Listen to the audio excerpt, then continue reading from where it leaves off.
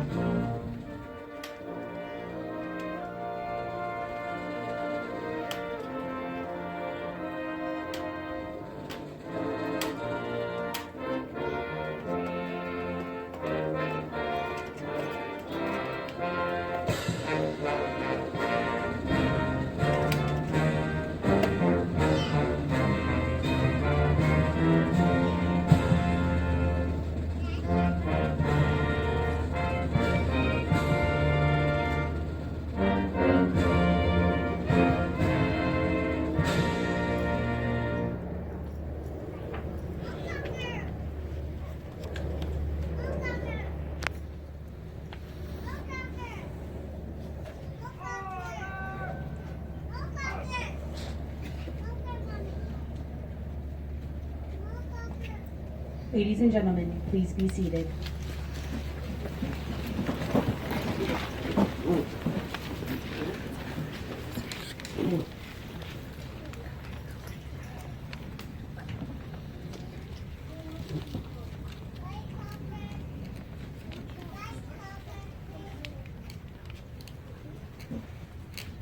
President of the United States takes pleasure in presenting the Meritorious Service Medal to Lieutenant Colonel James R. Stover for service set forth in the following citation.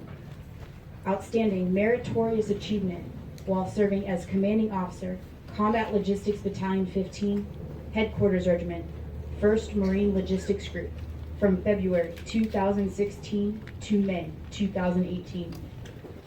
During this period, Lieutenant Colonel Stover displayed a superior combination of leadership, organization, and technical expertise.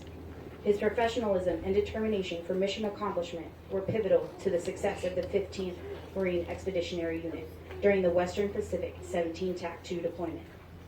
Lieutenant Colonel Stover fostered logistical innovations to meet the unique mission set of the USS America Amphibious Ready Group and the 15th Marine Expeditionary Unit.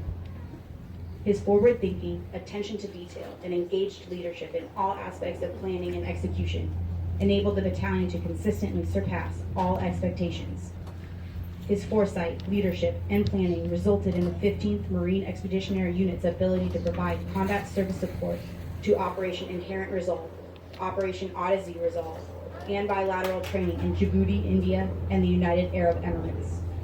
Lieutenant Colonel Stover's unfailing good judgment, effectiveness, and total devotion to duty reflected great credit upon him and were in keeping with the highest tradition of the Marine Corps and the United States Naval Service.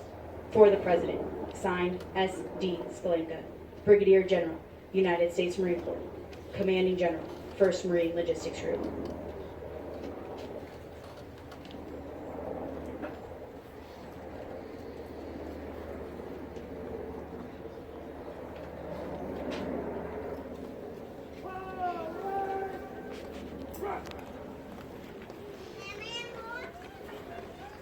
Ladies and gentlemen, the Commanding Officer of Headquarters Regiment, Colonel James R. Henshin.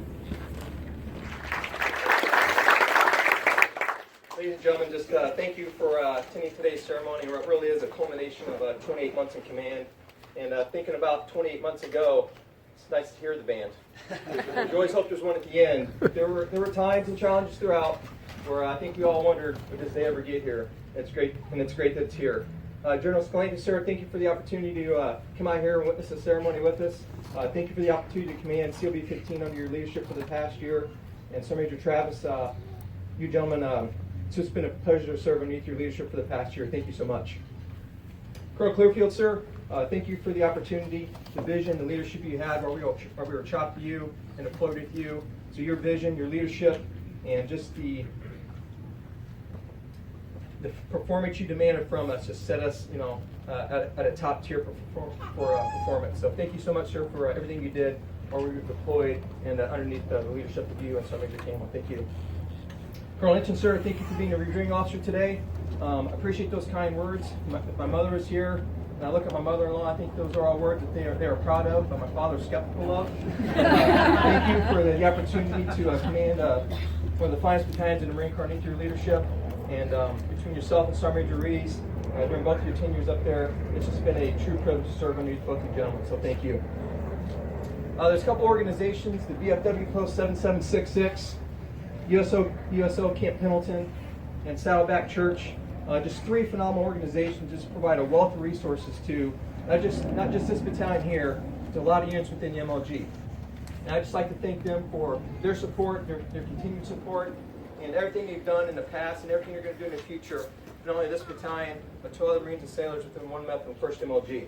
I mean, just a couple weeks ago, we had three gentlemen from the VFW post out on Delmar Beach at 7:30 on a Friday morning, flipping pancakes for the battalion, Marines and sailors battalion. So they continue to serve, and we thank them for everything they've done, like I said.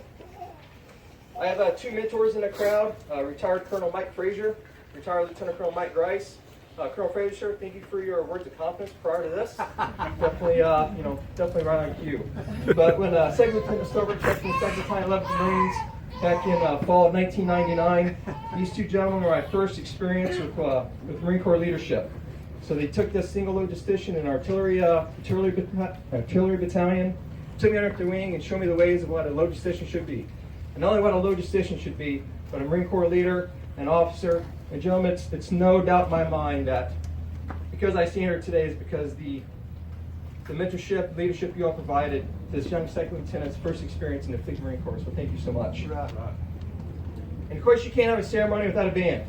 So, 1st Marine Division Band, thank you for coming out here today and supporting one of the logistics battalions here in the MLG. Again, your performance is what makes a ceremony. So thank you for coming out here in a busy ceremony season and taking the time to do this with the battalion.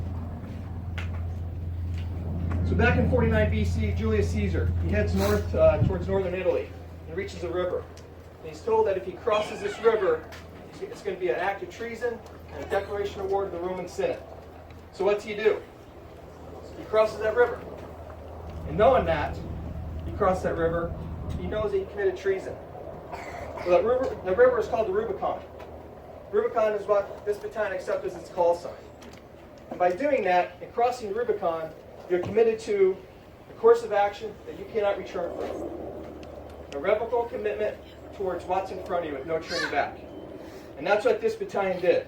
It's easy to have a call sign, but when you have a call sign like that, and you look at what Colonel Hinchin mentioned here, that's what this battalion did and every challenge it faced. From operations in San Francisco to Bridgeport, Los Angeles, and Yuma, 29 Palms, and once deployed in Hawaii, Guam, India, United Arab Emirates, Iraq, Jordan, Uganda. This battalion shined every single moment. And when we were faced with the challenge of this USS America, the first ship in its class to deploy on a 3-ship amphibious readiness group without a well deck, we were like, well, how are we going to accept this challenge? Well, the Marines and sailors behind me did that. They came up with some innovative solutions to support an aviation-tailored type of MU. And they did that. They saw the Rubicon, they crossed it, and they never looked back. So the Marines and sailors are coming out, they just signed 15, both those that are in the ceremony and those here in attendance. Thank you for your performance, your unparalleled conduct, and a high bar that Colonel Hinchin mentioned that you've set for the MLG and OneMap. Thank you once again. So when you look in your programs, you can see the history of the battalion. And it's a short but rich legacy.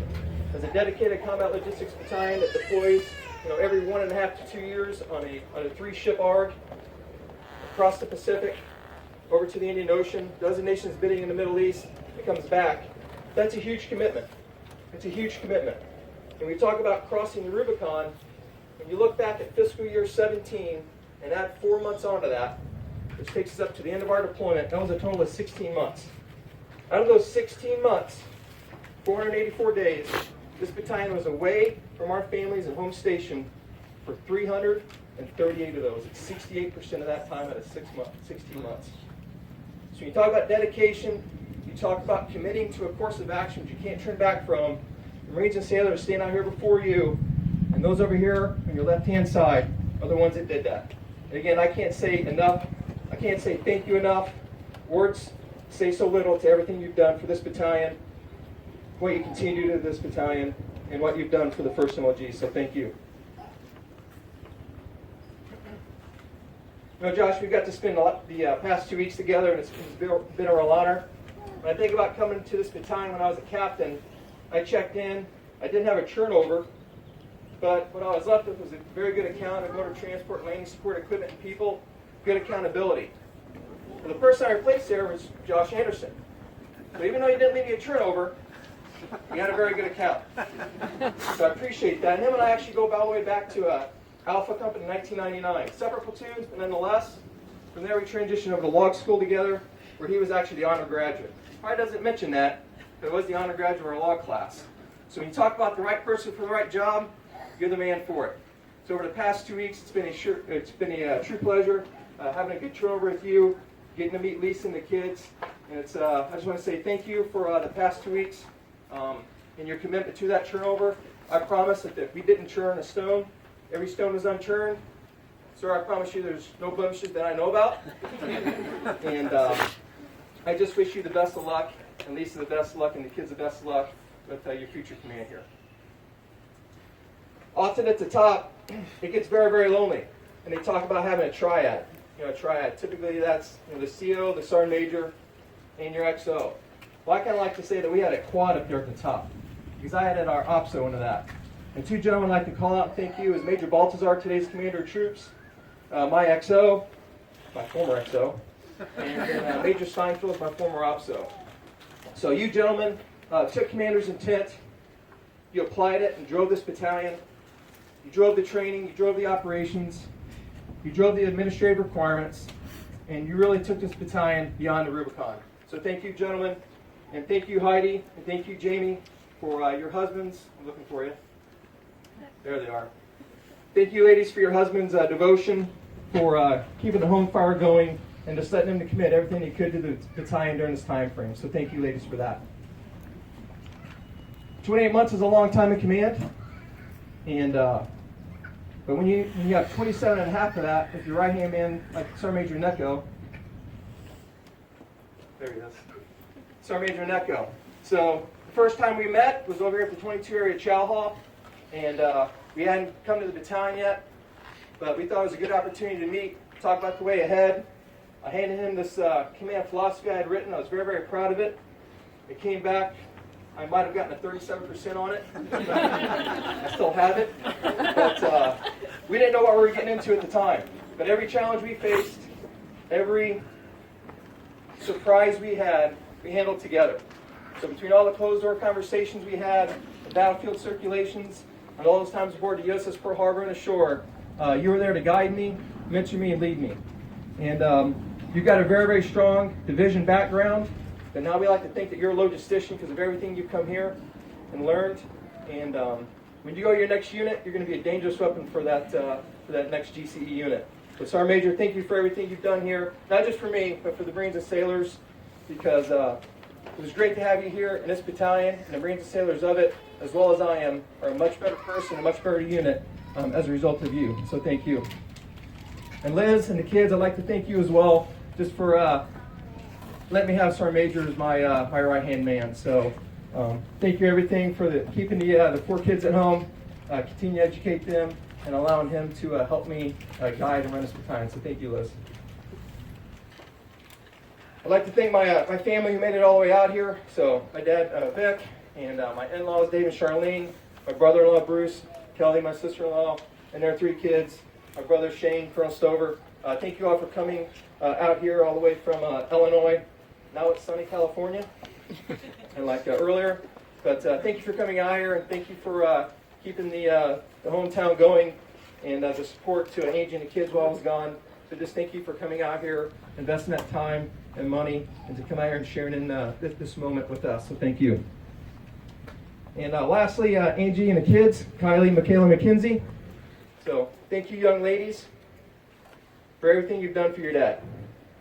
So from the mail you send me, from the hugs when I get home, to just asking about the Marines that you know here in the battalion, You ladies, I listen to Mom and walking the dog once in a while.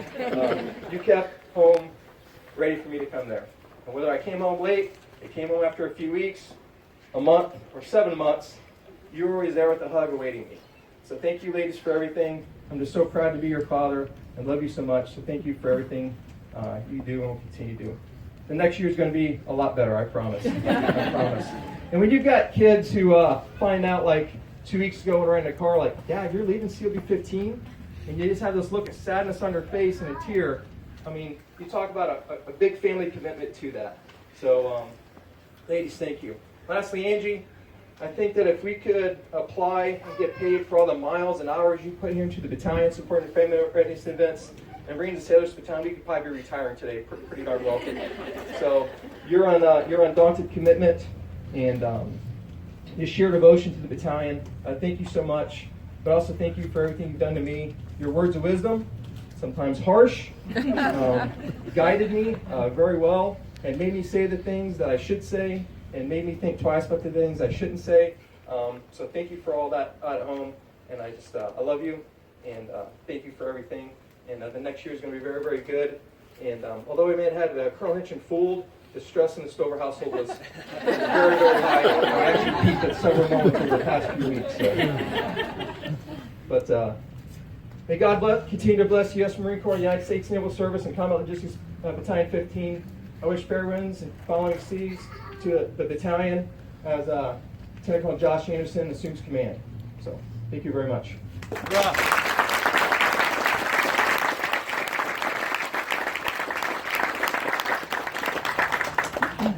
Colonel Skolinka, Colonel Hitchin, Colonel Jerose, thank you for being here today. Ladies and gentlemen, thank you. The weather is changing, so in that regard, I also know my role, the 3 Bs. Be brief, be brilliant, be gone. But I do want to take a few moments to thank a number of you. First, General Skolinka, Colonel Hitchin, thank you for the opportunity to return to the MLG. Camp Pendleton is very much our home, and it's a special pleasure to return to CLB-15 and take command of CLB-15. Thank you, gentlemen. To Jamie, it truly has been a pleasure. I apologize up front for not doing a turnover with you 15 years ago. The orders were fast, and they had me go to D.C., so I apologize. That's why I got mine. But it truly has been a pleasure. The last 2 weeks in shadowing you, visiting with the command, seeing the Marines and sailors, and all the Marines and sailors, the fine Marines and sailors gathered here today. They truly have adopted your character, and it's your leadership and the leadership of the command leadership team that really is, it's a testament to you. And thank you for that. Thank you for the fine battalion that you're leaving behind and leaving me to take command over. Ladies and gentlemen, also there are a number of mentors that I have that